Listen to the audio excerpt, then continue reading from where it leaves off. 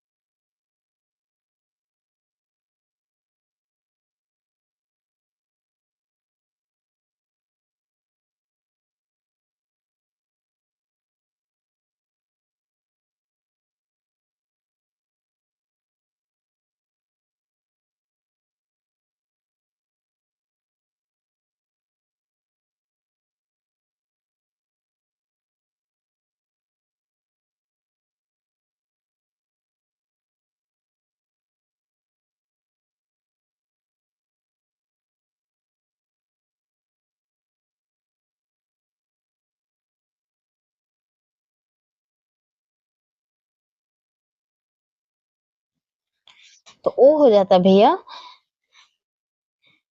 El Nino southern ओशोलिएशन, ठीक है, ओशोलिएशन। El Nino दक्षिणी दोलन का संयुक्त प्रभाव है, ठीक है। भारत के किस क्षेत्र में गर्मियों में भी तापमान 20 डिग्री सेल्सियस से नीचे रहता है? तो वो उच्च हिमालयी क्षेत्रों, एक मिनट। हम्म हम्म हम्म हम्म हम्म हम्म हम्म। उच्च हिमालयी क्षेत्रों में हिल स्टेशनों जैसे गुलमर्ग और शिमला में, ठीक है। चलिए इसके आगे देखते हैं।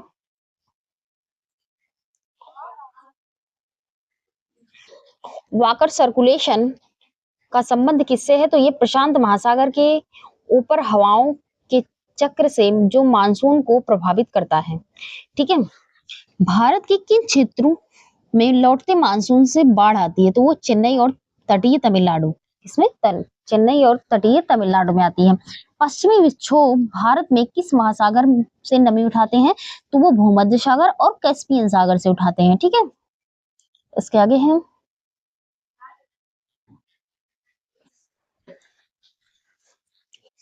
भारत में सूखा प्रवण क्षेत्र कौन सा है? तो वो है पश्चिमी राजस्थान, गुजरात का कच्छ और प्रायद्वीपीय भारत का वृष्टि छाया क्षेत्र, ठीक है। चिनूक हवाओं के समान भारत में हिमालय क्षेत्र में कौन सी हवाएं सर्दियों में बर्फ पिघलाती हैं? तो वो हो जाती हैं भैया पश्चिमी विक्षोभ के साथ आने वाली गर्म हवाएं, वो भी लेकिन क्या होती है कभी कभी, ठीक है।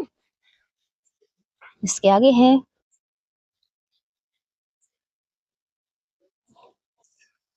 भारतीय मानसून की सटीक भविष्यवाणी करना कठिन क्यों है? क्योंकि यह ईएनएसओ, आईओडी, हिमपात और जेट स्ट्रीम जैसे कई जटिल वैश्विक कारकों पर निर्भर करता है, ठीक है। क्या हिमालय के बिना भारत में मानसून वर्षा संभव थी? तो नहीं। क्या है? नहीं थी। क्यों? क्योंकि मानसून हवाएं सीधे चीन या मध्य एशिया निकल जाती हैं और उत्तर भारत एक ठंडा मरुस्थल होता है। इसके आगे कौन सी नदी भ्रंश घाटी से होकर नहीं बहती है?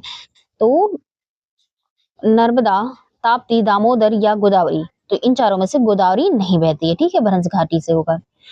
हिमालय के निर्माण के दौरान कौन सी नदी गार्ज नहीं बनाती? तो वो नर्मदा, क्योंकि यह क्या है, ये प्रायद्वीपीय नदी है।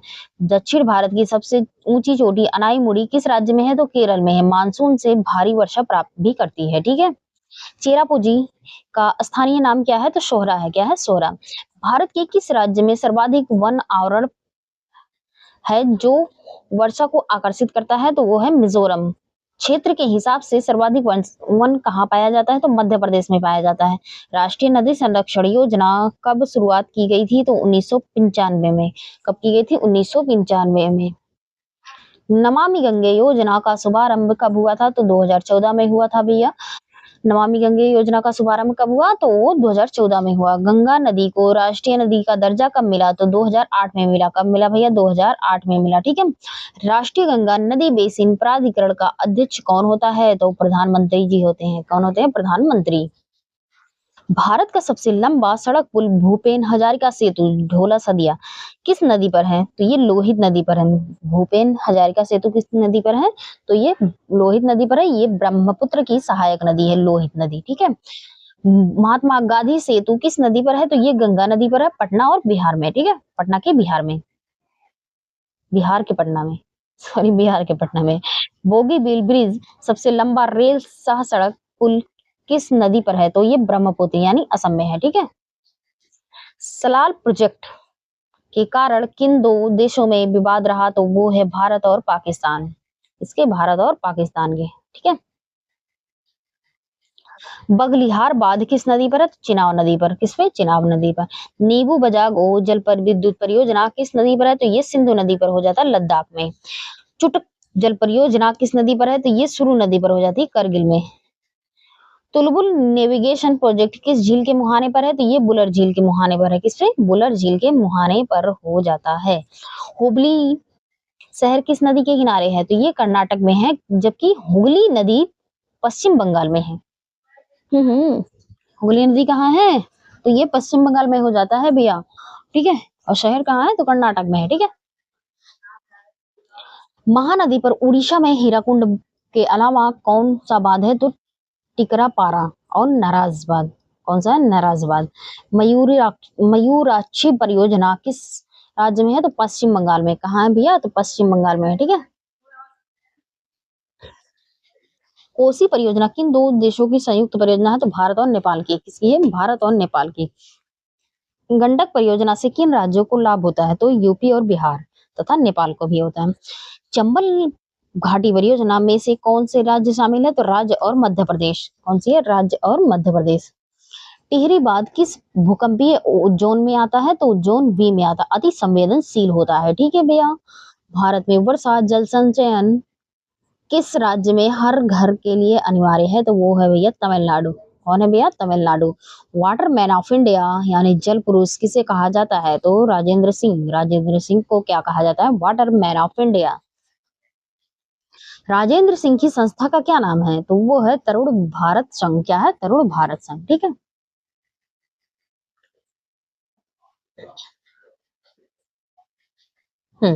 ड्रिप सिंचाई सबसे पहले किस देश में विकसित हुई जिसका भारत में सूखे क्षेत्रों में उपयोग होता है? तो ये होती है भैया इजराइल में। कहाँ पहले हुई थी? सबसे पहले तो इजराइल में हुई थी। राष्ट्रीय जल विकास एजेंसी का गठन कब किया गया? तो 1982 में किया गया। कब? 1982 में। भारत में कितने कृषि जलवायु क्षेत्र योजना आयोग में बांटे थे? तो वो 15 बांटे थे। कितने क्षेत्र में? तो 15 क्षेत्र में, ठीक है। कौन सी मिट्टी कपास के लिए सबसे अधिक उपयुक्त है जो दक्कन के पठार में कम वर्षा में मिलती है? तो काली मिट्टी, जिसे रेंगुर मिट्टी के नाम से भी जाना जाता है, ठीक है। स्वतः जुती हुई भी इसे कहा जाता है। क्या कहा जाता है? स्वतः जुती हुई। काली मिट्टी में जल धारण क्षमता कैसी होती है? तो बहुत अधिक होती है। कैसी होती है? बहुत अधिक, ठीक है।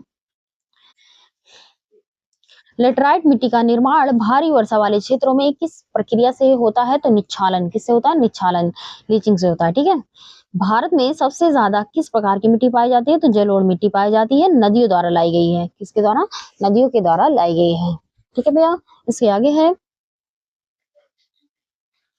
पुरानी जलोढ़ मिट्टी को क्या कहते हैं? तो बांगर कहते हैं। क्या कहते हैं? बांगर। और नई जलोढ़ मिट्टी को क्या कहते हैं? तो खादर कहते हैं, ठीक है। तराई क्षेत्र में जलवायु कैसी होती है? तो नम और दलदली, जैव विविधता से भरपूर होती है। लेकिन क्या होती है? जैव विविधता से भरपूर होती है, ठीक है। इसके आगे है लू से बचाव के लिए स्थानीय स्तर पर कौन सा पेय सबसे ज्यादा पिलाया जाता है? तो आम पन्ना और छाछ। क्या? आम पन्ना और छाछ पिलाया जाता है। भारत में सुनामी चेतावनी केंद्र कहाँ स्थापित है? तो हैदराबाद में है। कहाँ भैया? हैदराबाद में है।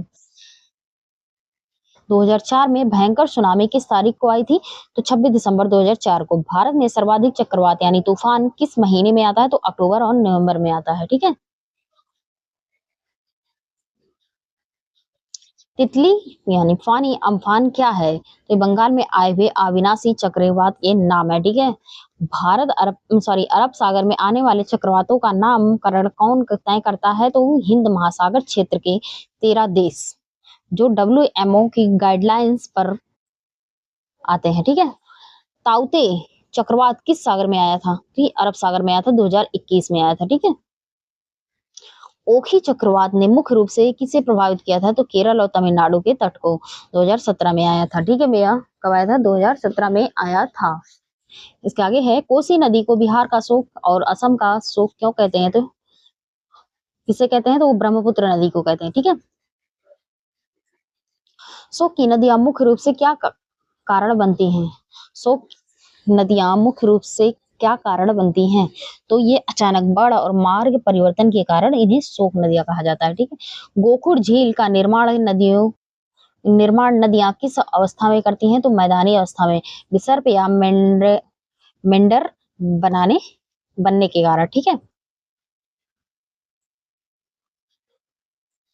भारत में मीठे पानी की डल झील और वुलर झील किस प्रकार की झीलें हैं? विवर्तनिक और हिमानी निर्मित है, ठीक है। कावेरी नदी जल विवाद ट्रिब्यूनल का गठन कब किया गया था? तो 1990 में किया गया था। कब किया गया था? 1990 में। बगिंग बगिंघम बगिंघम नहर कहाँ स्थित है? तो ये कोरोमंडल तट पर है, आंध्र प्रदेश और तमिलनाडु के तक। कहाँ तक? आंध्र प्रदेश से तमिलनाडु तक है, ठीक है। इसके आगे है इंदिरा गांधी नहर, राजस्थान नहर को जल किस नदी से मिलाता है? तो सतलज और ब्यास से। ठीक है, इंदिरा गांधी नहर से राजस्थान के किन जिलों को सर्वाधिक लाभ होता है? तो गंगानगर, बीकानेर और जैसलमेर को। ठीक है, जैसलमेर कहाँ पड़ता है भैया? तो राजस्थान में। ककरापारा परियोजना किस नदी पर है और किस राज्य में है? तो राज्य जो हो जाता है गुजरात में, और ताप्ती नदी पर है ककरापारा परियोजना। कोयना परियोजना किस राज्य की प्रमुख जल विद्युत परियोजना है? तो महाराष्ट्र की है। किसकी? महाराष्ट्र की। ठीक है भैया, इसके आगे है, कोयना बांध के कारण 1967 में क्या प्राकृतिक आपदा आई थी? तो भूकंप आई थी। क्या आई थी भैया? भूकंप। मुल्ला पेरियार बांध कहाँ है? तो केरल में है, पेरियार नदी पर है, लेकिन संचालन तमिलनाडु करता है। कौन करता है? तमिलनाडु करता है। कृष्ण सागर बांध किस नदी पर है? तो कावेरी नदी पर है, कर्नाटक में है। ठीक है, भवानी सागर बांध किस राज्य में है? तो ये तमिलनाडु में पड़ जाता है। टिहरी बांध का विरोध मुख्य रूप से किस पर्यावरणविद ने किया था? तो सुंदरलाल बहुगुणा ने किया था। किसने? सुंदरलाल बहुगुणा ने किया था। ठीक है भैया, इसके आगे, नर्मदा बचाओ आंदोलन के प्रमुख नेता कौन थे? तो मेधा पाटकर थे। कौन थे? मेधा पाटकर। सरदार सरोवर बांध की ऊंचाई बढ़ाने के खिलाफ नर्मदा बचाओ आंदोलन कब शुरू किया गया था? तो ये 1985 में किया गया था। कब? 1985 में। इसके आगे है, अलकनंदा मंदाकिनी नदियों के बीच कौन सा पहाड़ आता है? तो केदारनाथ का पहाड़ आता है। कौन सा? केदारनाथ का। त्र्यंबकेश्वर के से गोदावरी निकलती है। यह स्थान किस लिए